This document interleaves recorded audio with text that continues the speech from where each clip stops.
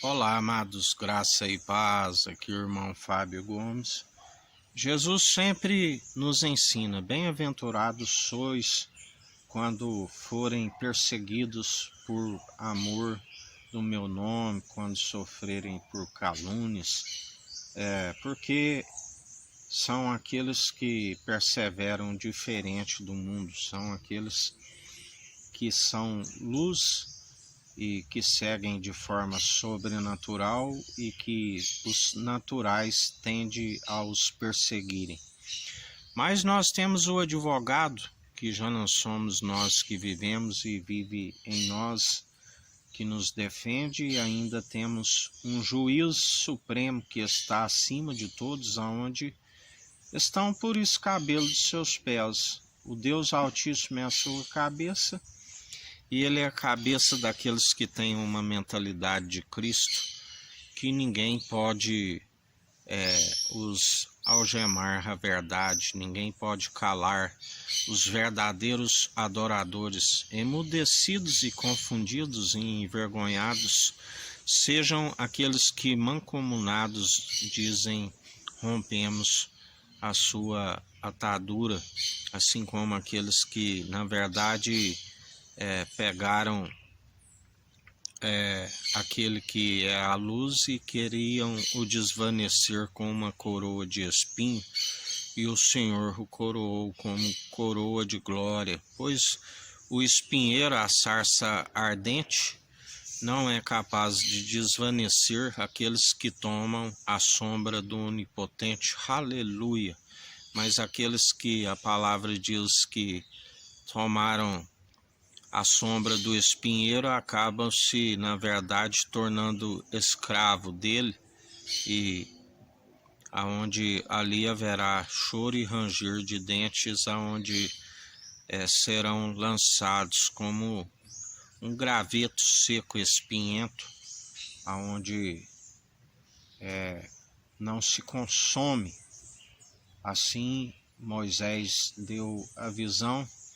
aonde Moisés, que levantou a serpente no deserto, para aqueles que na verdade creram na mentira e perseveraram, para que os que seguem enganando caem no seu próprio engano, no seu próprio erro. O véu lhes são colocado e não tem aquele que rasgou o véu. A palavra diz que a face de Moisés brilhava quando ele recebeu, não num coração de pedra, não escrito por tinta, onde na verdade as tábuas do mandamento foi escrito pelo dedo de Deus, e através de Cristo ele escreve na tábua de um coração de carne, aonde não escrito por tinta, mas por meio do exercício constante das boas obras que permanece a nossa fé, porque ninguém pode declarar que um tem a fé e o outro as obras. Me mostra suas obras sem fé, que lhe mostrarei as minhas obras através da fé. Ambas caminham lado a lado, por isso muitos são podados por não perseverar sendo imitadores de Cristo, e a sua fé se naufraga, porque é justamente as boas obras que aperfeiçoam a qualidade da fé, e ninguém se produz a mesma quantidade. Alguns 100, outros 60, outros 30. É certo que aqueles que produzem 30 não compreenderão os que produzem 60 e 100, assim como aqueles que produzem 60 compreenderão os que produzem 30, mas não compreenderão os que produzem 100. Assim como aquele que produz 100 compreende os que produzem 60, assim como aqueles que produzem 30, mas os que produzem 30 e 60 não compreendem aqueles que produzem 100. Porque nem todos terão a mesma capacidade de permanecer nas boas obras, porque o Senhor não consegue, nos concede jamais tentação que sobrevém da própria carne, da qual não podemos suportar. Ele sabe o limite de cada um, assim como sabe também daqueles que queiram apropriar da chave da sabedoria, e não herdam o reino dos céus, porque seus interesses não se condiz com que aquilo que é a validade desta sabedoria, que é para que seus dias vão bens e longos nessa terra, e ainda se alcance a ressurreição do último dia, e sabe é aquele que ganha uma alma,